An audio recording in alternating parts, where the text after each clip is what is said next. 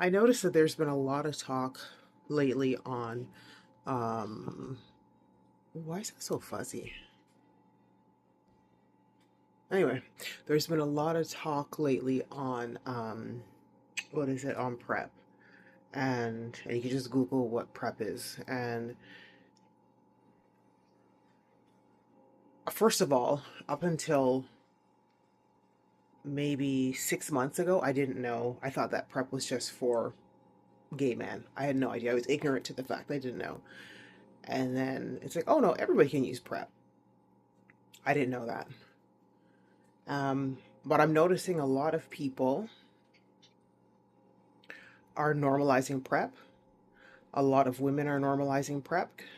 Um, but apparently, I didn't know that PrEP was only tested on men, it wasn't tested on women. And I always heard, too, from men who are taking PrEP that there are side effects to PrEP. It does take a somewhat of a toll on your body. I don't know a lot about the studies, but that's just what I've been told from men who have taken PrEP. It does take a little bit of a toll on your body, and I am very curious about the long-term effects of PrEP. But my thing is that we've already normalized.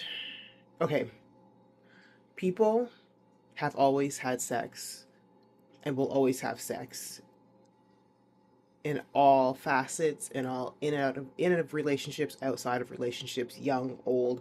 That's always going to happen. I'm not saying not to have sex, but for me, the same is with um, the vaccines for HPV, which are a good thing. With PrEP, if everybody's taking PrEP, to me, that's just gonna contribute to the nonchalantness of having unprotected sex with anyone. It's going to create more slackness. I said it, slackness. And I'm not unrealistic to think people are always going to have sex, strangers, relationships. However, I don't, to me, it's kind of, I don't want to, should I say it's a trend? But maybe it's a trend that everybody's going to be on PrEP. Everybody, all the younger people have um, their vaccines for HPV. But then you look at how all these, like gonorrhea and syphilis and chlamydia, are all becoming antibiotic resistant. What happens if eventually HPV vaccines stop working and they become resistant and they keep people start all of a sudden the numbers start going up again? People, now everybody's on PrEP. Nobody's taking precautions. Everybody's having unprotected sex. Everybody is not concerning themselves with I don't even know this person's name. I don't know if they're a good person, not using any kind of discernment. We don't know the long-term effects of PrEP, especially on women's bodies. Now we have a whole generation of young people, everybody taking PrEP. The major STIs are all antibiotic resistant. Go down the road, because it's probably going to happen, because I do believe that there is a cure to HIV. And all of a sudden, the HIV meds don't work anymore to keep your numbers undetectable.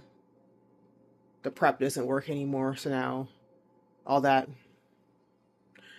everybody's been doing,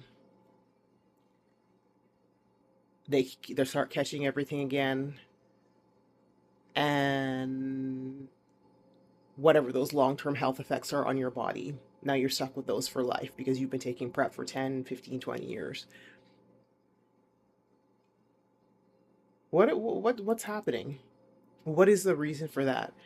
They're literally training the next couple generations to not have any concern over their sexual health. Just be lawless and do it with anybody, whenever they're whenever their nether regions are hot. And Well, we'll just take a pill for it. We'll just take an injection for it. And what happens when those injections and pills stop working? What are we going to do? Why are the health agencies around the world so adamant on training people to be so slack with their sexual health? Something is going on. I don't like it. Just be careful. Please be careful. And if you're a young person, you have your entire life to have sex. At least wait till you guys are tested, use protection, get to know him, get to know at least their best friend, go on dates. Oh my God, people don't date anymore. People just, they feel somebody's hot and they just have sex with them right away. Go on a date, talk on the phone, be around their friend group, get to know each other first. My God, it's really not that serious. You have your entire life. I promise. Anyway, let me know what you think in the comments. Don't be rude. Constructive criticism is great. Information is great, but don't be rude.